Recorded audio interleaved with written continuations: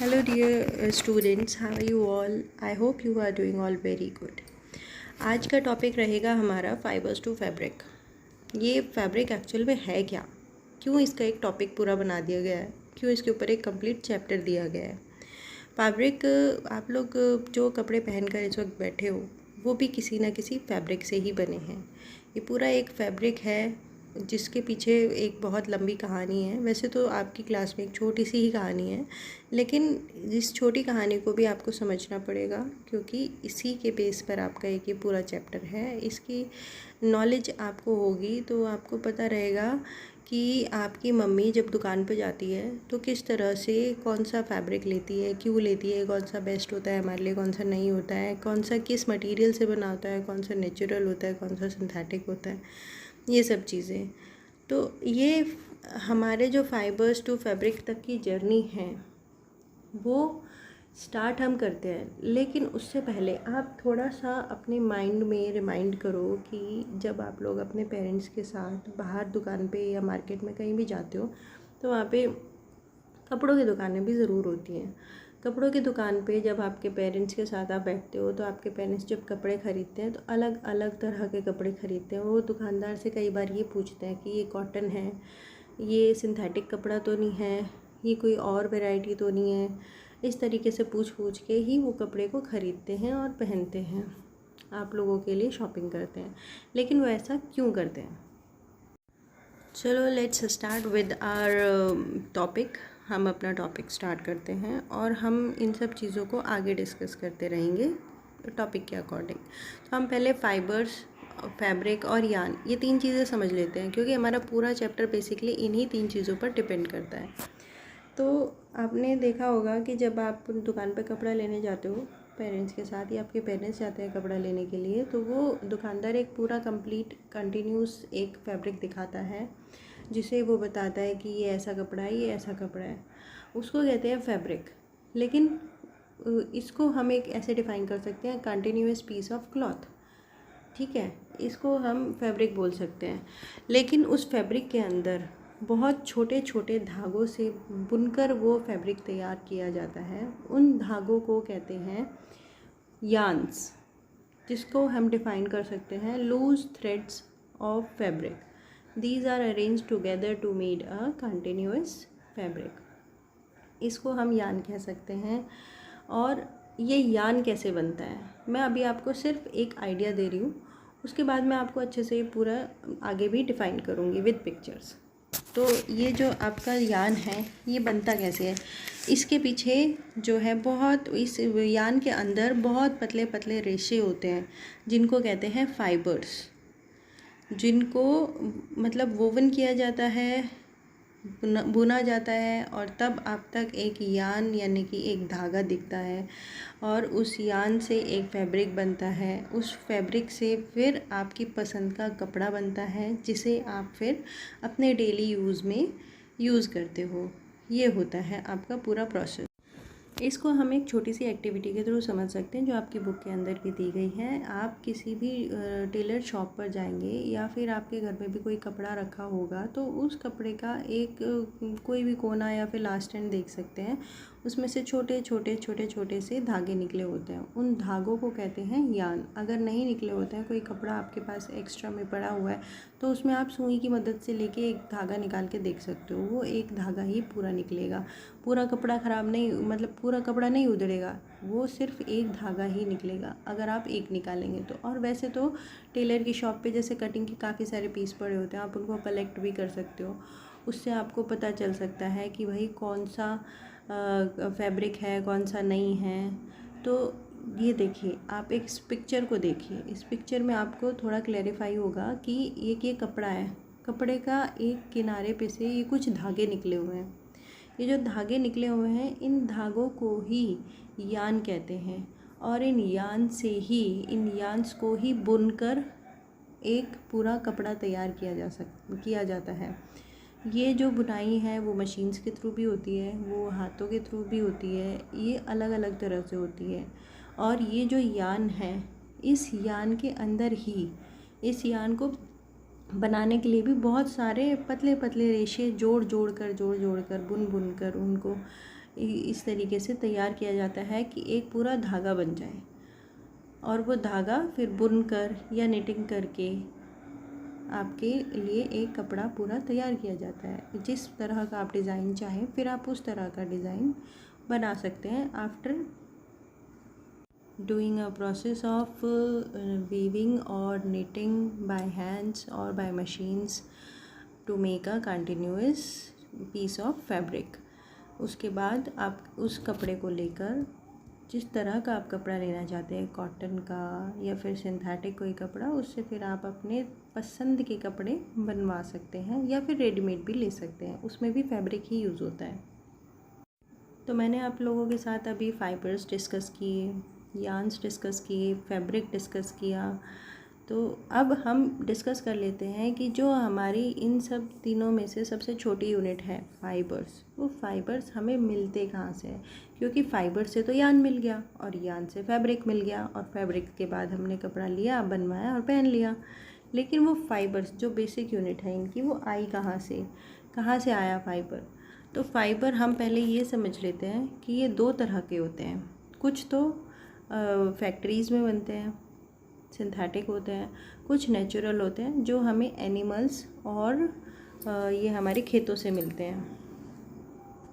वह कि खेतों में इनके प्लांट्स उगाए जाते हैं और इन प्लांट्स को उगाकर फिर इनका एक प्रोसेस करके फाइबर्स इनसे लिया जाता है। जैसे कि हम अब पढ़ ही लेते हैं कि दो तरह के हमारे फाइबर्स होते हैं, one is natural fibre and another one is synthetic fibre.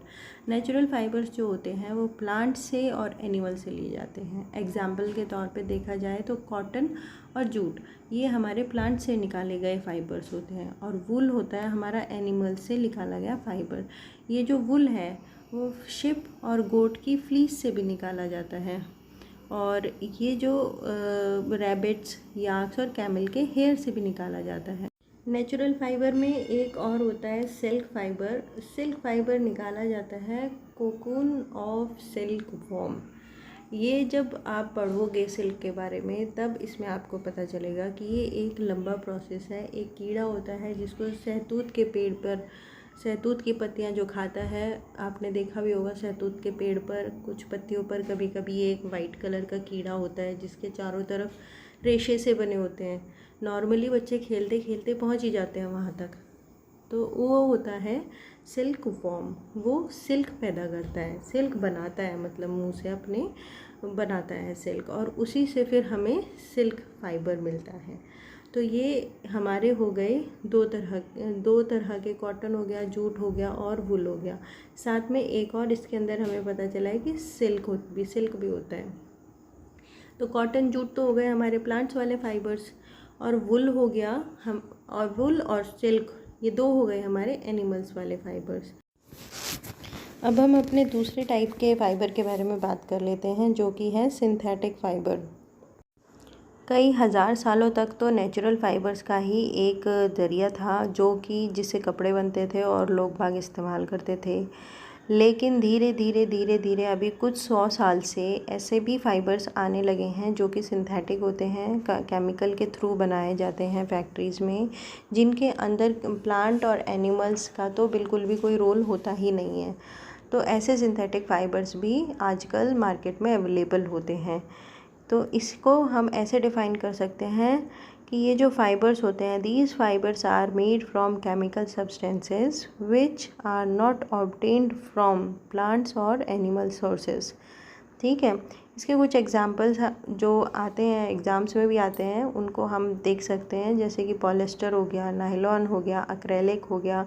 ये कुछ ऐसे मेन इम्पॉर्टेंट सिंथेटिक फाइबर्स हैं जो कि एग्ज़ाम्स में भी काफ़ी बार पूछे जाते हैं। चलिए अब थोड़ा सा कॉटन को थोड़ा सा डिटेल में समझ लेते हैं कि कॉटन बेसिकली हमें मिलता कैसे है। कॉटन हमें मिलता है प्लांट से। तो प्लांट्स, ये जो कॉटन के प्लांट्स होते हैं, इनको उगाया जाता है। इनको उगाया जाता है काली मिट्टी के अंदर, खेतों में, और गर्म तापमान के अंदर। देखो इस तरह की जो फ़ोटो आई हुई है ना, इस फ़ोटो में ही आप देख सकते हैं कि ये पूरा का पूरा कॉटन है। ये खेत कॉटन का है। इसमें वाइट कलर के जो कॉटन बॉल्स आपको दिख रहे हैं ये है, और इसमें इसके अंदर बीज भी होते हैं, सीड्स होते हैं जिनको अलग किया जाता है। और ये जो वाइट है ये है कॉटन फाइबर, इसको अलग करके फिर इसको स्पिन करके और इसमें आपका यान बनाए जाते हैं। फिर उस यान से बनता है हमारा फैब्रिक, उसको वीव किया जाता है, उसको नेट किया जाता है। इस तरीके से हमारा पूरा एक फैब्रिक तैयार किया जाता है। तो प्रोसेस तो इसका स्टार्ट होता है खेतों से, खेतों में प्लांट्स उगते हैं इस तरह के, और फिर आगे ये जब बड़े होते हैं एक कॉटन बॉल टाइप का बन जाते हैं, और धीरे धीरे फिर ये कॉटन बॉल्स फटने लगते हैं। लेमन साइज़ के होते हैं, मतलब एक लेमन जितना, नींबू के जितना साइज़ होता है, इतने साइज़ के कॉटन बॉल्स होते हैं। और जब ये पक जाते हैं अच्छे से तो ये अपने आप ही फटने लगते हैं, बर्स्ट होने लगते हैं। और इनके अंदर सीड्स भी होते हैं। तो ये जो सीड्स होते हैं इनको हम फिर अलग करते हैं, इनको अलग किया जाता है, सीड्स को अलग किया जाता है, और फाइबर्स को, जो कॉटन फाइबर्स होते हैं उनको अलग किया जाता है सीड से। इस प्रोसेस को कहते हैं गिनिंग ऑफ कॉटन। इस प्रोसेस को गिनिंग ऑफ कॉटन भी कहा जाता है, कॉटन ही कहा जाता है, मतलब गिनिंग ऑफ कॉटन ही कहा जाता है। इसको हम ऐसे डिफ़ाइन कर सकते हैं, separating of seeds and cotton fibres from each other by combing, this process is known as ginning of cotton. Ginning एक ट्रेडिशनल प्रोसेस है, लेकिन आजकल ये प्रोसेस मशीन्स के थ्रू भी होता है। पहले सिर्फ हाथ के ही थ्रू होता था, बाय हैंड ये सब प्रोसेस होता था, लेकिन आजकल ये मशीन के थ्रू होता है तो थोड़ा और इजी हो गया। पहले बड़ा ही टफ होता था इन सब को करना, पर अब बहुत ही आसानी से एक बहुत बड़ी क्वांटिटी को लेकर हम ये मतलब फैक्ट्रीज़ में होता है, और अच्छा इसकी क्वालिटी भी थोड़ी इम्प्रूव हो जाती है उससे। मैं आपको एक बार और इस कॉटन के प्रोसेस को थोड़ा और अच्छे से एक्सप्लेन करने की कोशिश करती हूँ, जिससे कि आपको थोड़ा और क्लैरिटी मिल सके। इसको आपके माइंड में अगर ये सेट हो गया तो आपको एक ये डेफिनेशन जो है ना गिनिंग वाली, ये एग्ज़ाम में पूछी जाती है, और आपको फिर एकदम से माइंड में कहीं ना कहीं स्टक कर जाएगी एग्ज़ाम में देखते के साथ ही कि अच्छा ये गिनिंग तो कॉटन को कॉम्ब करके उसको सुई सीड्स और उसके फाइबर्स को अलग करने वाला प्रोसेस है। तो मैं आपको एक बार और थोड़ा सा इसको एक्सप्लेन करने की कोशिश करती हूँ, और आप भी इसको थोड़ा अच्छे से समझने की कोशिश कीजिएगा, क्योंकि ये छोटी छोटी आपकी डेफिनेशन से स्टार्ट हो जाती हैं, और यही डेफिनेशंस आपको एग्ज़ाम में पूछी जाती हैं। चलो फिर स्टार्ट करते हैं कि कॉटन बेसिकली एक हमारा प्लांट फाइबर है जो कि खेतों में उगाया जाता है कॉटन को, कॉटन के प्लांट्स को, और फिर इस प्लांट को जैसे ये बड़ा होता है तो इसके ऊपर जो फ्रूट के टाइप में ना बनते हैं कॉटन बॉल्स, जो कि एक नींबू के साइज़ तक के होते हैं, लेमन के साइज़ तक के होते हैं, इतने बड़े होते हैं। और फिर जैसे ये और अच्छे से पक जाते हैं तो ये अपने आप ही फट जाते हैं, और फटने के बाद ये रहते पेड़ पर ही हैं, कुछ गिर भी जाते हैं कोई हवा चलने की वजह से, लेकिन रहते पेड़ पर ही हैं। फिर इनको बीना जाता है, पेड़ पर से निकाला जाता है और इनको इकट्ठा किया जाता है। फिर जब इनको इकट्ठा करके रखा जाता है तो फिर इनके अंदर सीड्स भी होते हैं। तो सीड्स के साथ तो फैब्रिक कुछ नहीं बन सकता ना, यान वान, तो फाइबर्स और सीड्स को अलग अलग किया जाता है। इस प्रोसेस को जो है हम गिनिंग कहते हैं। कॉटन का फाइबर बनाने के लिए हम कॉटन फाइबर को और कॉटन सीड्स को अलग अलग करके तब हम आगे इसके लिए एक यान बनाने की प्रोसेस स्टार्ट करते हैं। मैं आपको एक पिक्चर के थ्रू भी इस प्रोसेस को दिखा देती हूँ कि पहले हाथों से कॉम्बिंग करके इसको गिनिंग प्रोसेस को किया जाता था तो कैसे किया जाता था। ये यहाँ पर ये देखिए कुछ कॉटन बॉल्स पड़े हैं, और एक आदमी इनको मतलब एक बहुत बड़ा सा कॉम्ब है उसके थ्रू अलग किया कर रहा है। कुछ सीड्स अलग हो जा रहे हैं और उसके पास जो है कॉटन फाइबर अलग हो जा रहा है। ये पहले हाथ से किया जाता था ये प्रोसेस, तो इसमें काफ़ी टाइम लगता था, और क्योंकि ये फाइबर्स बहुत पतले पतले होते हैं तो ये चेहरे पे कपड़ा बांध के भी किया जाता था पहले ये प्रोसेस। इसमें तो नहीं दिखाया, लेकिन ऐसे किया जाता था ताकि वो जो पतले पतले धागे फाइबर्स हैं, रेसे हैं, वो हमारी रेस्पिरेशन सिस्टम के अंदर ना जाए और उससे हमें कोई प्रॉब्लम ना हो। तो ये प्रोसेस लेकिन अब एक बहुत बड़े लेवल पे, क्योंकि आजकल डिमांड बहुत ज़्यादा हो गई है कॉटन की, तो बहुत बड़े लेवल पे फैक्ट्रीज़ के अंदर भी किया जाता है। और फैक्ट्रीज़ के अंदर क्योंकि काफ़ी ज़्यादा अमाउंट में, काफ़ी ज़्यादा क्वांटिटी में कपड़ा बनता है, फाइबर बनता है, तो वहाँ पे मैन फोर्स तो लगता है, लेकिन बहुत ज़्यादा काम बहुत कम टाइम में हो जाता है। अब डिस्कस कर लेते हैं जूट फाइबर के बारे में। जूट फाइबर एक्चुअल में ये भी एक प्लांट फाइबर है, इसको भी खेतों में उगाया जाता है। मैं आपको दिखाती हूँ इसका प्लांट कैसा होता है। ये देखिए, इसका प्लांट कुछ इस तरह का होता है। इसको खेतों में उगाया जाता है। खेतों में उगाने के बाद इसको रेनी सीज़न में बेसिकली उगाया जाता है, जैसे कि वेस्ट बंगाल, बिहार, आसाम, ऐसी स्टेट्स में जहाँ पर बारिश ज़्यादा होती है वहाँ पर इसको उगाया जाता है। और इसको काटने के बाद इसको कब काटा जाता है? इसको काटा जाता है जब ये फ्लावरिंग स्टेज पर होता है। उस टाइम पर इसको काटने के बाद काफ़ी टाइम तक, मतलब कुछ दिनों तक लगातार पानी में डिप करके रखा जाता है। पानी में ऐसे नहीं कि घर में लाके पानी में डिप करके रख दिया। बहुत बड़े बड़े तालाब होते हैं, स्पेशली इनके लिए पानी भरने की पूरी व्यवस्था होती है, जिसमें इनको काफ़ी दिनों तक डिप करके रखा जाता है। और फिर जब इनका ये प्रोसेस पूरा हो जाता है तो फिर इनको बाहर निकाल के, जब इनकी स्टेम्स पूरी गल जाती हैं, अच्छे से रोट हो जाती हैं, तब इनकी स्टेम्स को छिल कर तो इनके ऊपर से फाइबर को अलग कर लिया जाता है बाय हैंड। ये प्रोसेस तो अभी भी बाय हैंड ही होता है। तो फिर ये एक प्रोसेस है, ये जूट में से फ़ाइबर निकालने का प्रोसेस है, और इसको रेनी सीज़न में ही किया जाता है। मैंने आपको दिखाया है इसका प्लांट कैसे होता है। अब हमारा प्रोसेस स्टार्ट होता है यान बनाने का। फ़ाइबर हमने निकाल लिया, अब हम उसका यान बनाएंगे। लेकिन यान बनाएंगे कैसे? उसके लिए कुछ टेक्निक्स होती हैं, कुछ मशीन्स होती हैं जो कि हाथ से भी चलती हैं, और आजकल कॉमन सी बात है कि फैक्ट्रीज़ में भी यान बनता है। तो सबसे पहले जो इसमें यूज़ होता है वो होता है स्पिनिंग प्रोसेस। स्पिनिंग प्रोसेस होता है फाइबर्स से यान बनाने का process, the process of making यान फ्रॉम फाइबर।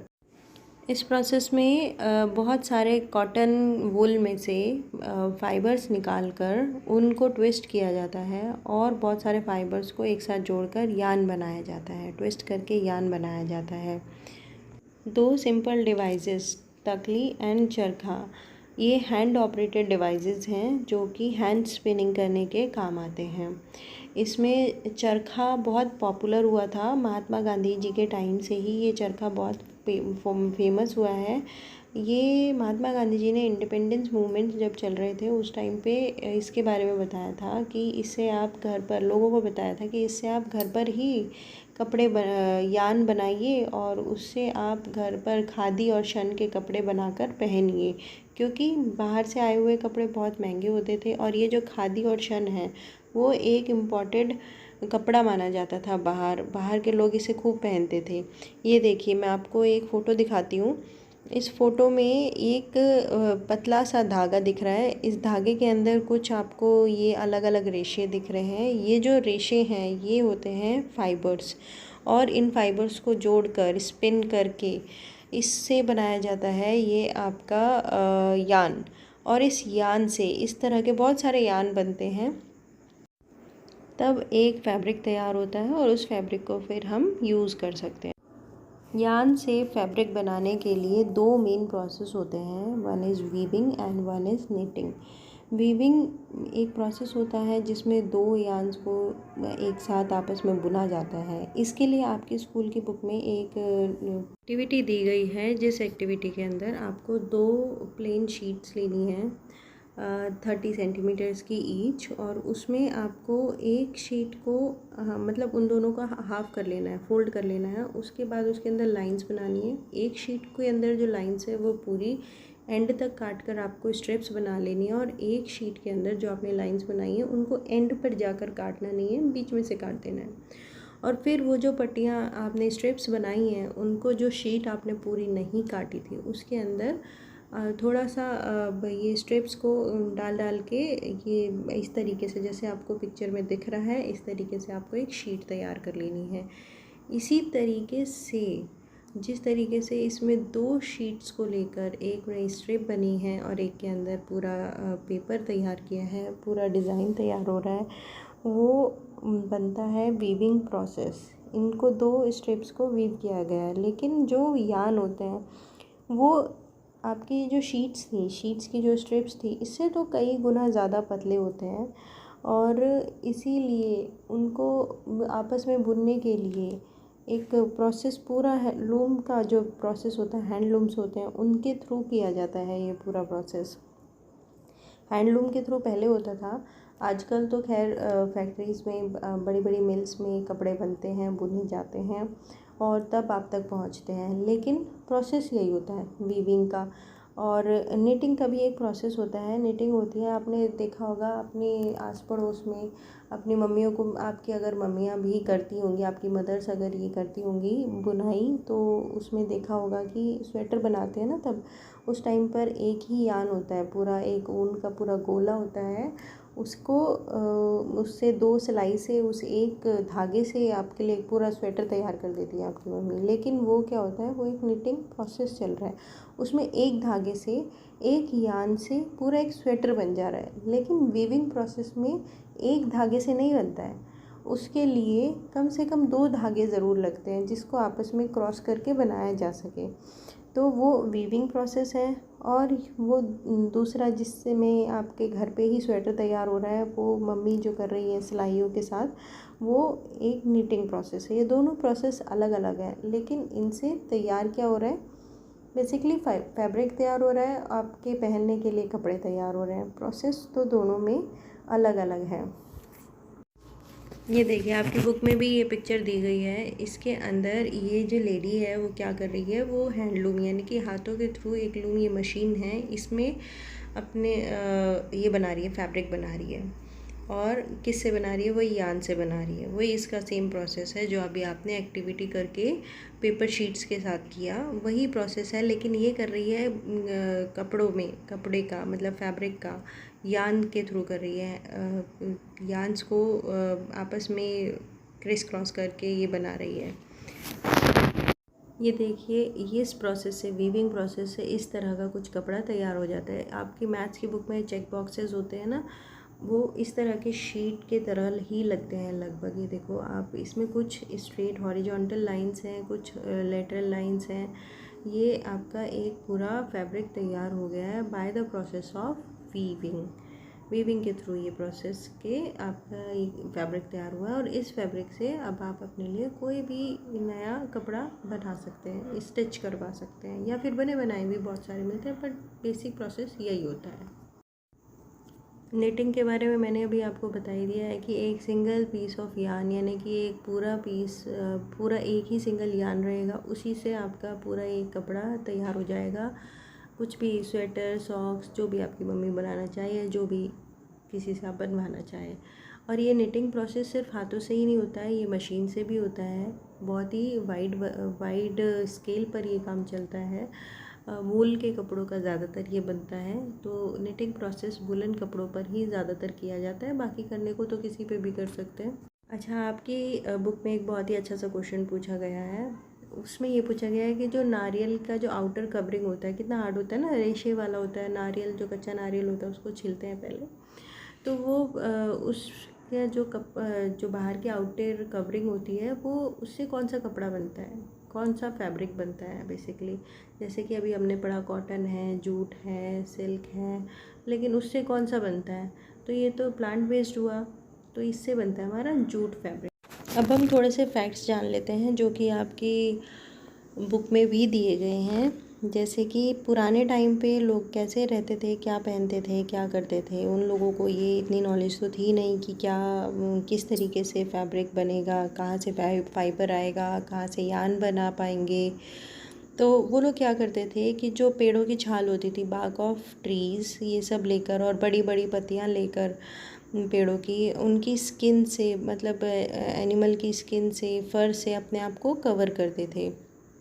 धीरे धीरे जैसे वो एग्रीकल्चर प्रोसेस में आते गए, तो उनको ये सब चीज़ें पता चलती गई कि हाँ वीविंग एक प्रोसेस होता है। वो वीव करके ट्विग्स को जो ये हमारी पतली पतली टहनियाँ होती हैं उनको ट्विग्स करके, ग्रास को ट्विग करके मैट बनाते थे, बास्केट्स बनाते थे। तो इसी तरीके से उनको धीरे धीरे आइडिया मिलते चले गए कि जब हम बास्केट और ये सब बना सकते हैं ट्विग करके तो अपने लिए कपड़े भी बना सकते हैं। तो उन्होंने धीरे धीरे अपने लिए कपड़े बनाने स्टार्ट किए और देखो अभी मॉडरेट फॉर्म में हम वही चीज़ें कितने अच्छे क्वालिटी के साथ पहनते हैं। प्रोसेस तो वही है सेम। तो फिर ये जो प्रोसेस था, अब आपको मैं एक थोड़ा सा ब्रीफ कर देती हूँ कि कहाँ से क्या होता है। कॉटन बॉल्स होती हैं, जैसे कि कॉटन बॉल्स को गिनिंग प्रोसेस के थ्रू फाइबर बनाया जाता है। फाइबर को स्पिन करके यान बनाया जाता है और इस यान से दो प्रोसेस होते हैं, एक नीटिंग और एक वीविंग। इन दो प्रोसेस को करके, इन दोनों में से जो प्रोसेस भी करे, फाइनली क्या बनता है, हमारा फैब्रिक बनता है। तो इतने लंबे प्रोसेस के थ्रू जो आप कपड़े आज की तारीख में पहन के बैठे हो, वही कपड़े इतने लंबे प्रोसेस के थ्रू पता नहीं किन किन लोगों के हाथों से होकर हमारे पास पहुंचते हैं, कितने लोग उसमें मेहनत करते हैं, तब जाकर हमारे पास वो कपड़े आते हैं जो हम आज के टाइम पे अब अपनी सहूलियत के हिसाब से और अपने बजट के हिसाब से पहन पाते हैं। तो गाइज़ ये था एक छोटा सा वीडियो। मैंने बहुत ही बेसिक तरीके से क्लास 6 के बच्चे के लेवल पर जाकर उसकी माइंड स्टेज को देखते हुए ये चैप्टर बहुत इजी लैंग्वेज में कवर करने की कोशिश करी है और बहुत जो इम्पोर्टेंट पॉइंट्स थे वो भी मैंने कवर करे हैं। तो आप लोगों को अगर ये चीज़ें समझ आ रही हैं, अच्छा लग रहा है कि आप लोग चाहते हैं कि मैं इस चीज़ को आगे कंटिन्यू करूं और आपके बच्चों को इससे कुछ बेनिफिट मिल सके, आपको कुछ बेनिफिट मिल सके, तो आप प्लीज़ इस वीडियो को लाइक ज़रूर करें, शेयर ज़रूर करें और बच्चों के साथ, और सब्सक्राइब तो ज़रूर ही कर लें अगर आप चाहते हैं कि हमें आगे की वीडियोस भी मिले। तो बिना सब्सक्रिप्शन के आपके पास नोटिफिकेशन तो बहुत ही कम जा पाएगा, जा ही नहीं पाएगा, तो आप आगे की वीडियोस कैसे देख पाएंगे। तो प्लीज़ इसको सब्सक्राइब भी ज़रूर कर लें। Thank you so much. आज की वीडियो में बस इतना ही।